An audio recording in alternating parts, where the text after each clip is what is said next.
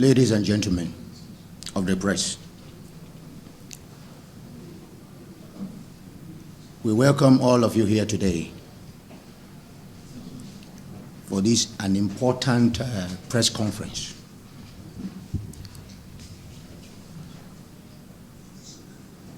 It is important to us because we have no other nations to call our own.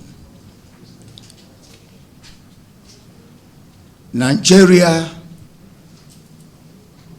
by every standard in every nations of the world, is a great nation in the continent of Africa. And every one of us seated here, we are proud Nigerians.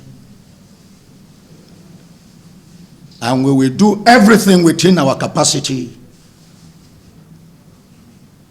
to protect the interests of Nigeria anywhere we find ourselves. The Americans will die for America anywhere they find themselves.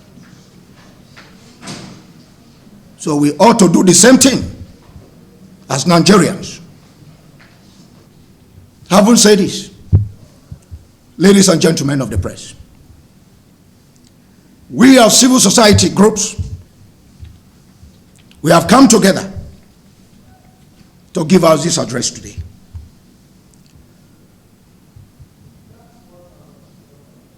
Being December 15th day of 2020. And this is my speech. Gentlemen of the press, we wish to have good news to share with you here to honor our invitations. But sadly, there is no good news here. We have sober news for you. And it is to the effect that those that are out to sabotage Nigeria have not relented. They have instead perfected their plans in a manner that shows that there has to be a radical shift in the way Nigerians relate with known enemies so that it can better manage the security breach that are taking different dimensions with each passing day. We want to recall #EndSARS protest.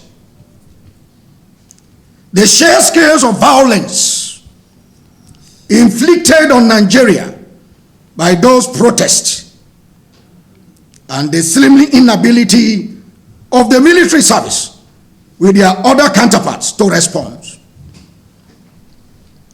Please note that by the virtues of the bank's account that the CBN later secured court order to freeze, we have now become aware that people were paid to carry out those protests. Some of us seated here, our parents have been engaged one way or the other in the military activities of this country. And they have defended this country with every last breath in them. The only unifying force we have in this country is the security apparatus. Particularly the Nigerian army, they have, over the years, stand firm with constituted authorities to safeguard the nation called Nigeria. We cannot afford to throw that to the winds. No international conspiracy, no international sabotage will succeed in this country if all of us can work together as one nation.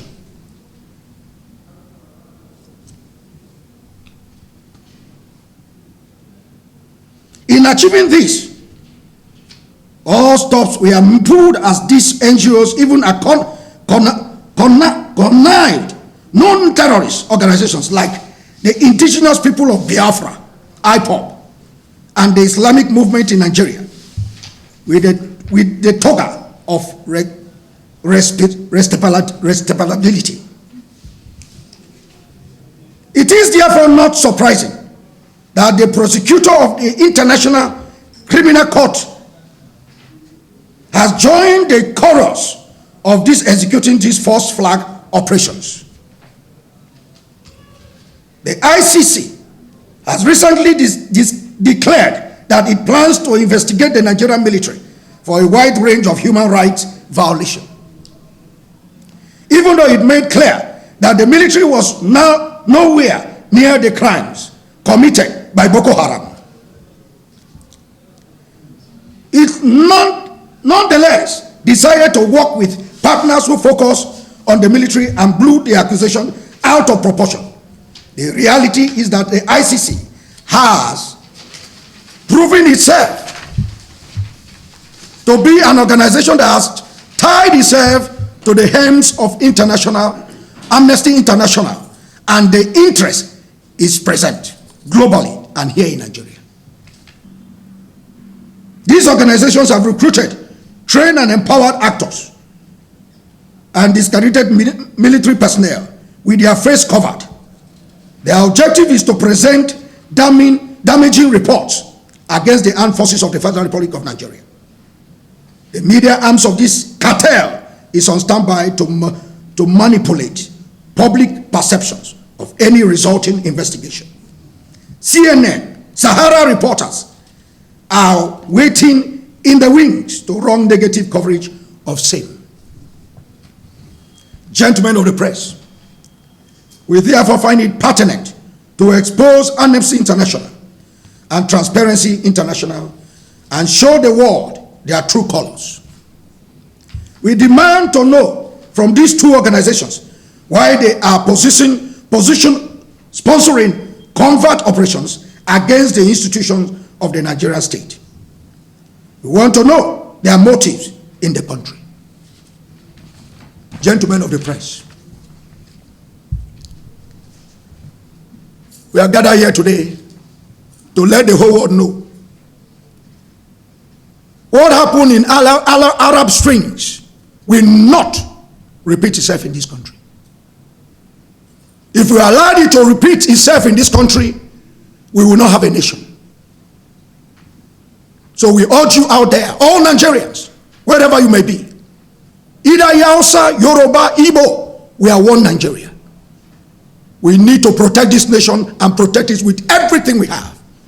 Thank you, and God bless the Federal Republic of Nigeria.